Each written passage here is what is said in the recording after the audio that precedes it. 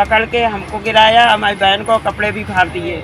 हम सो रहे थे, हमारी बहन थी नीचे झाड़ू लगा रही थी, इसने हाथ आके पकड़ लिया और उसके साथ बदतमीजी करने लगे। जब तक हमारी आँख खुली तो ये दोनों लोगों को पकड़ के हमको गिराया, हमारी बहन को कपड़े भी फाड़ दिए। बीजेपी नेता पर एनजीओ संचालिका महिला ने लगाए गंभीर आरोप। वहीं बीजेपी नेता ने एनजीओ संचालिका के द्वारा लगाए आरोपों को बताया निराधार। बीजेपी नेता के मकान में किराए पर रह रही है संचालिका, मकान खाली न करने को लेकर लगाए हैं निराधार आरोप। एक सामाजिक कार्यक्रम में 3 वर्ष पूर्व बीजेपी नेता से एनजीओ संचालिका की हुई थी मुलाकात। बीजेपी नेता ने संचालिका को एनजीओ संगठन चलाने में मदद एवं संगठन का कार्यालय खोलने के लिए एवं रहने के लिए भी दिया था अपना मकान। संचालिका का आरोप, संगठन में मदद एवं बीजेपी पार्टी में बड़ा पद दिलाने का प्रलोभन देकर बीजेपी नेता 2 वर्षों से बना रहे थे अवैध संबंध। एनजीओ संचालिका का आरोप, छोटी बहन पर भी बीजेपी नेता की गंदी नजर एवं संगठन में जुड़ी महिलाओं को भी रात्रि में घर पर बुलाने का बनाते थे दबाव। विरोध करने कुछ माह पूर्व एनजीओ संचालिका के साथ मारपीट कर हाथ तोड़ने का भी लगाया आरोप। सदर कोतवाली क्षेत्र का है पूरा मामला। वहीं बीजेपी नेता ने आरोपों को निराधार बताते हुए कहा कि एनजीओ संचालिका से किराए पर दिए गए मकान को खाली करने को लेकर बीते 1 वर्ष से दिया जा रहा था आश्वासन। 1 माह 2 माह करते करते संचालिका द्वारा दिया गया समय समाप्त हो गया था। संचालिका द्वारा ना ही मकान का किराया दिया गया और ना ही दिए गए समय से मकान को खाली किया गया। मकान खाली ना करना पड़े, इसलिए संचालिका द्वारा आरोप प्रत्यारोप लगाए गए हैं जो कि बिल्कुल असत्य एवं निराधार हैं। एनजीओ संचालिका ने बीजेपी नेता पर गंभीर आरोप लगाते हुए सदर कोतवाली में दी लिखित तहरीर। एनजीओ संचालिका की तहरीर पर सदर कोतवाली पुलिस जांच पड़ताल में जुटी। क्या मामला हुआ जो आप कोतवाली आई है? हमारा मामला ये है कि हम 2021 से नरेंद्र त्रिपाठी के मकान में, भाजपा नेता है उनके मकान में हम रह रहे हैं और वहाँ हमारा संगठन भी चल रहा है। नीचे संगठन हम चला रहे हैं, ऊपर हमारे बहन के साथ और बच्चियों के साथ हम रह रहे हैं। तो आज सुबह इन्होंने हम सो रहे थे, हमारी बहन थी नीचे झाड़ू लगा रही थी, इसने हाथ आके पकड़ लिया और उसके साथ बदतमीजी करने लगे। जब तक हमारी आँख खुली तो ये दोनों लोगों को पकड़ के हमको गिराया, हमारी बहन को कपड़े भी फाड़ दिए। फाड़ने के बाद इसने बहुत बदतमीजी की हम लोगों के साथ में, मतलब कपड़े फाड़ के सीने पे बैठ गया और बहुत ज़्यादा। अब कहने के लिए हम शब्द नहीं है जो किया हुआ। क्या घटना हुई आपके साथ? घटना क्या की थी? इसके पहले भी कोई? इसके पहले 1 साल पहले इसने हमारे साथ, जब हमारे घर में कोई नहीं था, घर मकान पूरा खाली था, हम ही अकेले थे, तब इसने हमें रात में सोते में दबा लिया और हमारे साथ मतलब रेप किया।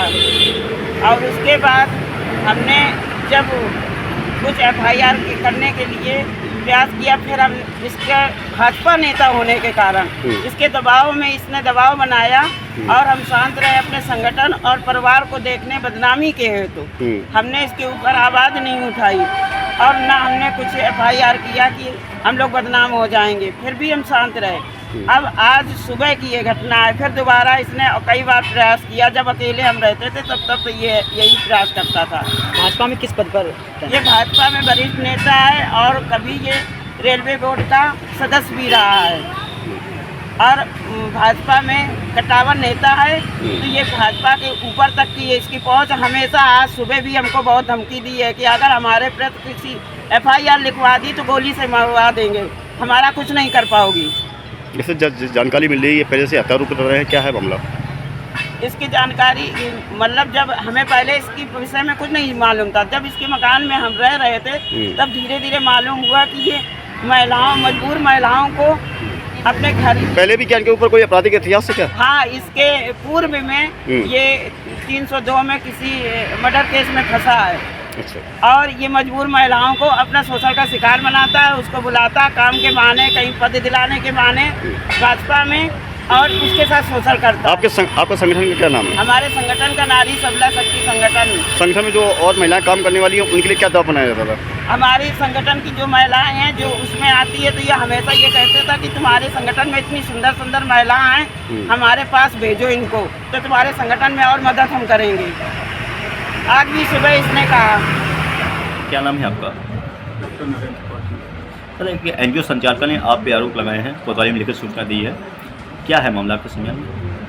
असल में ये 3 साल पहले मकान में किराए पर रहने आई थी और कुछ महीने इन्होंने हमें किराया दिया। इसके बाद किराया देना बंद कर दिया। मैं जब भी इनसे किराए की बात करता था तो घर में पिताजी बीमार हैं, कभी हम खुद बीमार हैं, कभी बच्ची बीमार हो गई, कोई न कोई बहाना ऐसा करती थी जो इमोशनल विषय होता था तो हम कहते चलो भाई आगे दे देना। लेकिन 1 साल से तो बिल्कुल किराए की बातें ही कोई भड़क जाती थी।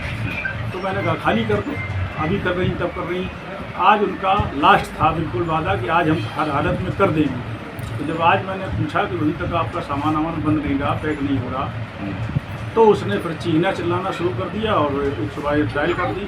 मेरे ऊपर उठने का भी प्रयास किया तो हम अपने अंदर आवास में चले गए। इसके बाद फिर उसने 112 डायल करके पुलिस बुलाई और हमें मारा और हमारे कपड़े फाड़ दिए। खुद अपने कपड़े फाड़ के बैठ दी जाके अंदर। पुलिस ने जांच की और हम चूँकि घर में भागवत हो रही है तो मैं उसमें बिजी हूँ, मैं ज़्यादा समय भी नहीं दे पाता हूँ।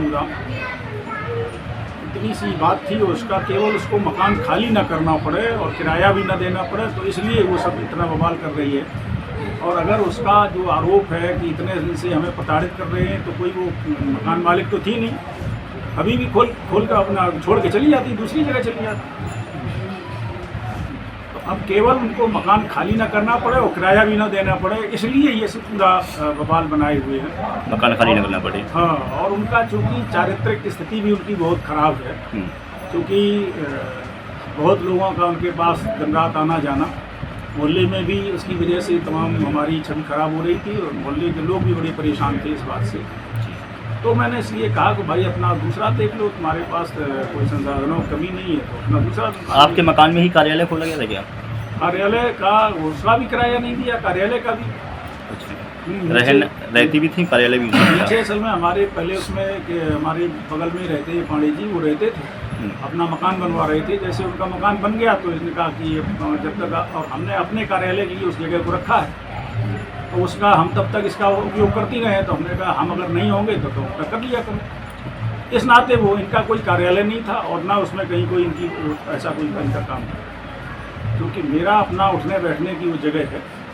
उस जगह का केवल हम इन्होंने कहा कि हमारा महिलाएं आती हैं उठने बैठने में हमें दिक्कत होती, तो हमने कहा चलो बैठ लिया करो, कोई दिक्कत नहीं, कुर्सियाँ पड़ी हैं, सब कुछ व्यवस्था दे दिया, लेकिन साफ़ सफाई कर दिया करो। इतनी सी बात थी, ना उसमें कहीं कोई किराया ना कहीं उसका कोई बात। खाली कराने के लिए कैसे विवाद चल रहा है? जी, केवल खाली ना करना पड़े उसके लिए हम 1 साल से, और तमाम लोग उनके जो इष्ट मित्र हैं उनसे सबसे मैं कह चुका हूँ, और आज खाली हो रहा, कल खाली हो रहा। अभी हमारे मित्र हैं एक अजय गुप्ता जी, उनसे भी उन्होंने फ़ोन करके एक दिन कहा था भाई साहब हमें 1 हफ्ते की मोहलत दिला दो। तो उन्होंने हमसे कहा यार 1 हफ्ता दे दो मोहलत, वो भी मोहलत आज पूरी हो गई। तो मैंने अजय गुप्ता से ही कहा कि यार आज 1 हफ्ता पूरा हो गया, तुम खाली कराओ। उन्होंने हमसे कहा अपने आप फ़ोन से हमारी बात करा दो। मैं बात कराने गया, बस उसी पर ये भड़क गई और इतना सब इनका ये सब हुआ।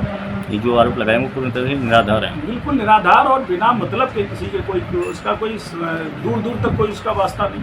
जैसा कि उसका आरोप था कि 6 माह पहले मेरा हाथ टूट गया है। ये हाथ टूट गया, हाथ में तो ये ऊपर सड़क पर ऊपर खड़े होके नीचे एक सज्जन को पेशाब कर रहे थे, उनको गाली दे रही थी जी। उन्होंने भी बदले में गाली दी, तो ये ऊपर से गुस्से में उतरी तो गिर पड़ी जीने में, तो हाथ टूट गए। तो और अगर हमने तोड़े होते तो हमारे खिलाफ उसको FIR करनी चाहिए। अभी तो 3 साल से इसका शोषण होता रहा, कभी इसने कोई आवाज़ कभी कोई बात नहीं होता रहा भैया। तो थाना कचहरी कहीं कुछ करती, घर खाली कर देती, खत्म हो जाता शोषण। उसका शोषण होता था तो घर में रहने का कोई औचित्य नहीं था,